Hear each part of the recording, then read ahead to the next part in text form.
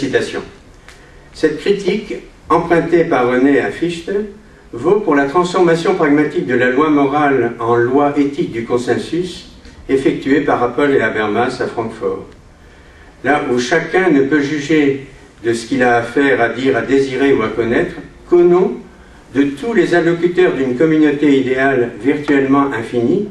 mais avec laquelle personne ne peut s'identifier.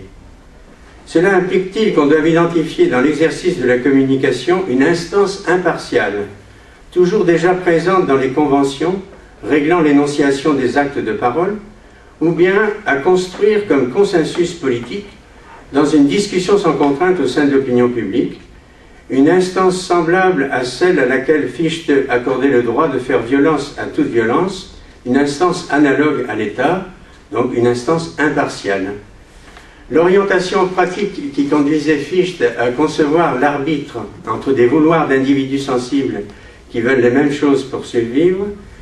dit René, conduit plutôt à la foi qu'à l'action, à la communauté réelle historiquement constituée et se développant par des voies à elle imprévisibles,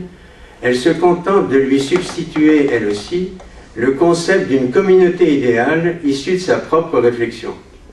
Cette critique s'applique tout autant à la politique du consensus qui sera défendue par Habermas qu'à la théorie juridiste des performatives, alors déjà inventée par Austin dans Qu'en dire c'est faire.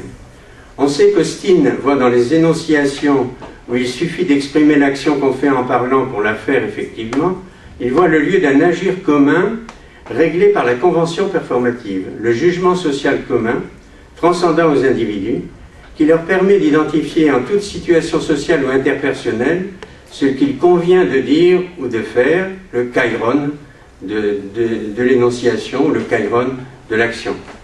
Parce que cette théorie, la théorie austinienne, érige chaque locuteur en juge impartial et infaillible de ce qu'il faut dire et de ce qu'il faut faire, elle lui donne, qu'elle le veuille ou non, la puissance de faire reconnaître à son auditeur et à son allocuteur l'effectuation de cet acte de parole, abstraction faite de cet accord. Comme le juge de cour d'assises s'abstient de demander son accord à celui qu'il condamne, l'énonciateur d'ordre ou de déclaration de guerre impose l'efficace de son action de parole à autrui. Donc, est éliminée d'avance chez René cette possibilité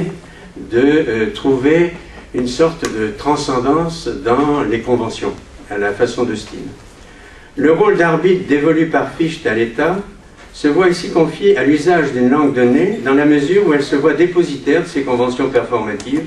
et où chacun en est dépositaire. Une telle théorie de la communication avalise ces conventions qui motivent la communication derrière le dos des interlocuteurs comme des jugements de vérité déjà acquis, mais jamais constitués comme tels concernant ce qu'il faut faire. Le respect de l'alternance des rôles d'énonciateur et d'allocuteur imposerait plutôt, aux yeux d'Habermas, qu'on construise cette instance arbitrale en donnant aux citoyens comme partenaires de la constitution de l'opinion publique les rôles de législateur et de sujet des lois dans la visée d'une argumentation sans contrainte sur les besoins et les normes dans lesquels tous les participants d'une communauté virtuellement illimitée d'allocuteurs puissent se reconnaître. Mais il est évident que dans ces deux cas, le consensus conventionnel d'Austin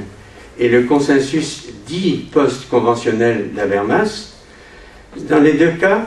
ce consensus transcendant aux individus ne sont pourvus de ce statut de régulateur impartial de la vie sociale que parce que l'occurrence de ce consensus advient indépendamment de la volonté des interlocuteurs de le produire. Se trouve ainsi dans ces deux théories reconduite une morale du respect du consensus,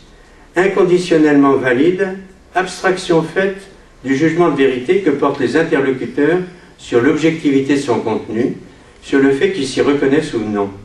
La théorie de la communication n'y donne donc que des instruments de justification mutuelle,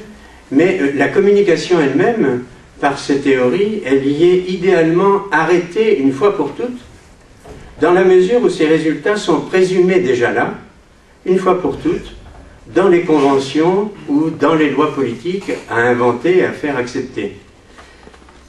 Donc ces théories, eh bien, sous l'aspect de l'invocation d'une transcendance des conventions ou d'une reconnaissance d'un consensus politique,